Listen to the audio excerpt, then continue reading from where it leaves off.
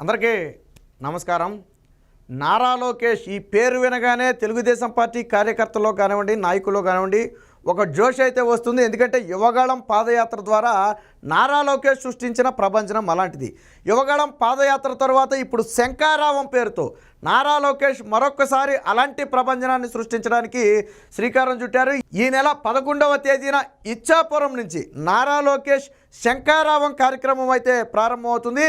రోజుకి 3 నియోజకవర్గాల చొప్పున దాదాపుగా 50 రోజుల్లో 150 నియోజకవర్గాలు కవర్ చేయాలనే ఒక లక్ష్యంతో ఈ కార్యక్రమాన్ని ప్రారంభిస్తున్నట్టుగా తెలిసింది. అయితే ఖచ్చితంగా 50 రోజులు చేస్తారా, ఇంకా ముందే అవుతుందని మనం చెప్పలేము. ఎందుకంటే ఎన్నికల నోటిఫికేషన్ వచ్చేదాన్ని బట్టి కూడా ఈ కార్యక్రమం ముందుకు జరుగుతుంది. వాస్తవానికి ఎప్పటి నుంచి ఎన్నికలు 70 రోజులు ఉంటాయని అంచనా ఉన్న నేపథ్యంలో 50 రోజుల పాటు నారా లోకేష్ ప్రజల మధ్య ఉండే విధంగా, అలాగే రోజుకు 3 నియోజకవర్గాలు కవర్ చేసే విధంగా అయితే దీన్ని ప్లాన్ చేస్తున్నారు. ఇప్పటికే చంద్రబాబు గారు రా కదలరాని రోజుకి 2 పార్లమెంటు చొప్పున రాష్ట్ర వ్యాప్తంగా కూడా సుడిగాలి పర్యటన చేస్తున్నారు. ఇక ఇదే సమయంలో నారా లోకేష్ కూడా శంఖారావం పేరుతో బయటకు వస్తే ఆ ప్రభంజనం ఏ స్థాయిలో ఉంటుందో మనం ఊహించవచ్చు. యువగళం పాదయాత్ర ఏదైతే జన సునామీని సృష్టించిందో, ప్రజల్లో ఒక చైతన్యాన్ని తీసుకొచ్చిందో, అంతకు మించి ఇప్పుడు శంఖారావం కార్యక్రమం కూడా ప్రజల్లో చైతన్యం తీసుకురాబోతుంది. ఈ కార్యక్రమం ముఖ్య ఉద్దేశం ఏంటంటే తెలుగుదేశం పార్టీ ప్రవేశపెట్టిన సూపర్ 6తో పాటు త్వరలోనే రాబోయే మేనిఫెస్టోను కూడా ప్రజల్లోకి బలంగా తీసుకువెళ్ళాలి. ఇదే సమయంలో జగన్మోహన్ రెడ్డి అరాచకాలను ఎండగట్టాలి. ఇక మూడోది అత్యంత కీలకమైంది, తెలుగుదేశం పార్టీ నేతల్లోనూ కార్యకర్తల్లోనూ జోష్ నింపాలి. ఎప్పుడైనా నాయకుడు మనం ముందు నిలబడ్డాడంటే ఆటోమేటిక్గా కార్యకర్తలందరికీ కూడా జోష్ వస్తుంది. అంతేగాని నాయకుడు ఎక్కడో కూర్చుని మీరు వెళ్ళండి అంటే కార్యకర్తలు కూడా అంత ఉత్సాహం చూపకపోవచ్చు. ఈ ఎన్నికలు చాలా కీలకమైన నేపథ్యంలో నారా లోకేష్ పూర్తిగా తాను కూడా ఒక కార్యకర్తగా మారి ప్రజల మధ్యనే ఉండాలి, నాయకుల మధ్యనే కార్యకర్తల మధ్యనే ఉండాలి, వారితో పాటే నేను కూడా ఎన్నికల సమరానికి వెళ్ళాలనే ఒక ఉద్దేశంతో రూపొందించిందే ఈ శంఖారావం కార్యక్రమం. ఇక అన్నిటికీ మించి యువగళం పాదయాత్ర సమయంలో ఏదైతే కొన్ని నియోజకవర్గాలు కవర్ చేయలేకపోయారు, అలాగే చంద్రబాబు గారి అరెస్టు సమయంలో బ్రేక్ రావడంతో కూడా యువగళం పాదయాత్ర కొద్దిగా ముందుగానే ఆగిపోయింది. అందుకనే యువగళం పాదయాత్రని ఈసారి ఇచ్చాపురం నుంచి ఎందుకు ప్రారంభించారంటే మొన్న యువగళం పాదయాత్ర అక్కడ దాకా వెళ్ళకముందే ఆగిపోయింది కాబట్టి దీన్ని అక్కడి నుంచి అయితే ప్రారంభించడం జరిగింది. సో అటు నుంచి వెనక్కి తిరిగి ఆ పైనుంచి రావాలనే ఉద్దేశం. రెండోది, అప్పుడు కవర్ చేయని నియోజకవర్గాలు లేదా కీలక ప్రాంతాలు ఏవైతే ఉన్నాయో వాటన్నిటినీ కూడా ఈ శంఖారావంలో కవర్ చేసేటట్టుగా ప్లాన్ చేశారు. అంటే Yuvagalam plus Shankharavam is equal to రాష్ట్ర వ్యాప్తంగా నారా లోకేష్ పర్యటన. ఏదైతే మిగిలిపోయిన ప్రాంతాలు ఉన్నాయో ఆ ప్రాంతాలన్నింటినీ కూడా నారా లోకేష్, నియోజకవర్గాలన్నింటినీ కూడా నారా లోకేష్ కవర్ చేయడం కోసమే ఈ శంఖారావాన్ని అయితే ఏర్పాటు చేశారు. ఇది వైసీపీలో ఒక రకంగా ఆ ప్రకంపనలు పుట్టించే వార్తే. అసలే మూలిగే నక్కమే తాటిపట్టబడ్డట్టు పార్టీ పరిస్థితి అంతంత మాత్రంగా మారింది వైసీపీ పార్టీ పరిస్థితి.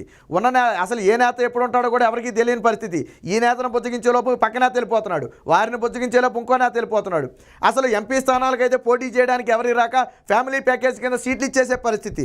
బొత్స కుటుంబానికి ఏకంగా 3 సీట్లు ఇచ్చారు ఫ్యామిలీ ప్యాకేజ్లో. ఒక పార్టీలో ఒక కుటుంబానికి 3 సీట్లు ఇచ్చారంటే ఎవడు పోటీ చేయడానికి రాలేదు. లేదా జగన్మోహన్ రెడ్డి కట్టమన్న 200 కట్టడానికి ఎవడు 200 కోట్లు కట్టడానికి ఎవడు సిద్ధంగా లేడు. కాబట్టి అలాంటి పరిస్థితుల్లో ఇప్పుడు పులి మీద పుట్టల్లాగా మళ్ళీ నారా లోకేష్ శంఖారావం అంటే ఆల్రెడీ యువగళం దెబ్బతోనే జగన్మోహన్ రెడ్డికి సగం తడిసిపోయింది. ఇప్పుడు నారా లోకేష్ మళ్ళీ శంఖారావం అన్నాడంటే ఇప్పుడు పరిస్థితి ఎలా ఉంటుందో ఒకసారి చూడండి.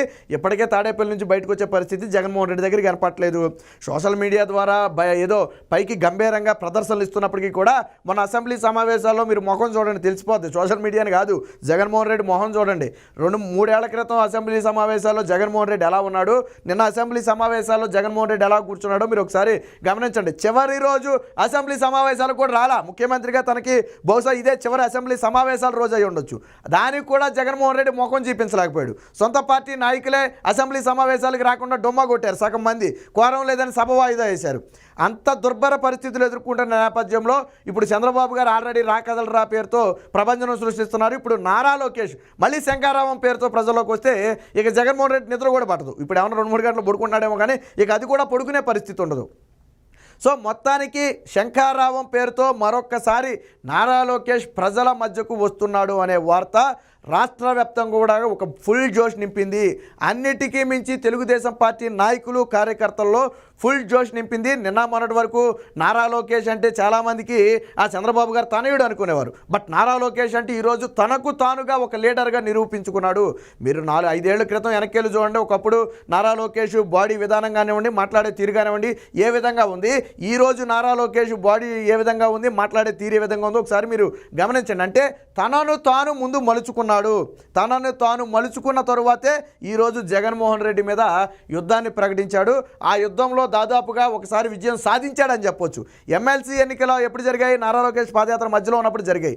పూర్తిగా జగన్మోహన్ రెడ్డి కొంచుకోటలు కూడా బద్దలు కొట్టి తెలుగుదేశం పార్టీ 3 గెలుచుకుంది. ఎలా గెలుచుకుంది? యువత మొత్తం కూడా నారా లోకేష్ వెంట నిలబడ్డారు. నారా లోకేష్ ఇచ్చిన హామీని నమ్మారు. కాబట్టి అప్పుడే మార్పు అనేది మొదలైంది. సో ఆ మార్పు ఆ రోజు నుంచి ఈ రోజుకి పెరుగుతూనే వచ్చింది. వైసీపీ పతనానికి పునాదులు ఎమ్మెల్సీ ఎన్నికలప్పుడే పడ్డాయి. అప్పటి నుంచి కూడా అది ఆ పతనం అనేది పెరుగుతూ వచ్చింది. చివరికి అభ్యర్థులు కూడా నిలబడలేని పరిస్థితి. 5 దఫాలు 6 దఫాలుగా జగన్మోహన్ రెడ్డి ఇచ్చినప్పటికీ కూడా, లిస్టులు ఇచ్చినప్పటికీ కూడా సగం మంది అభ్యర్థులను ప్రకటించాల. ఎందుకంటే అంత ధైర్యం చేయలేకపోతున్నాడు. లిస్టుకి 10 మందిని ప్రకటించడమే గగనంగా మారిపోతుంది. పైగా ప్రకటించిన సెట్లో మళ్ళీ రీసర్వే చేస్తున్నామని చెప్పి ఇటీవల లీకులు ఇచ్చే పరిస్థితి. సో అంటే మొత్తంగా జగన్మోహన్ రెడ్డి పూర్తిగా ఎన్నికల మూడులో నుంచి దిగజారిపోయాడు. ఇక గెలుస్తామనే ఆశలు ఏ కోణానా లేవు. అందులోనూ ఇప్పుడు నారా లోకేష్ ఇటుపక్క చంద్రబాబు గారు రాకదలరా, రేపు పవన్ కళ్యాణ్ గారు కూడా ప్రజల్లోకి వచ్చారనుకోండి, ఇక పరిస్థితులు ఎంత దారుణంగా ఉంటాయో ఒకసారి ఆలోచించుకోండి. ఏది ఏమైనప్పటికీ వైసీపీకి గొడ్డు కాలం స్టార్ట్ అయింది. మరొక్కసారి నారా లోకేష్ శంఖారావం పేరుతో ప్రజల మధ్యకు రావటం, 50 రోజుల పాటు 150 నియోజకవర్గాలు అంటే రోజుకి 3 నియోజకవర్గాల్లో చొప్పున సుడిగాలి పర్యటన చేయడానికి రంగం సిద్ధం చేయటం, ఇవన్నీ కూడా జగన్మోహన్ రెడ్డికి మింగుడు పడని అంశాలుగా ఉన్నాయి.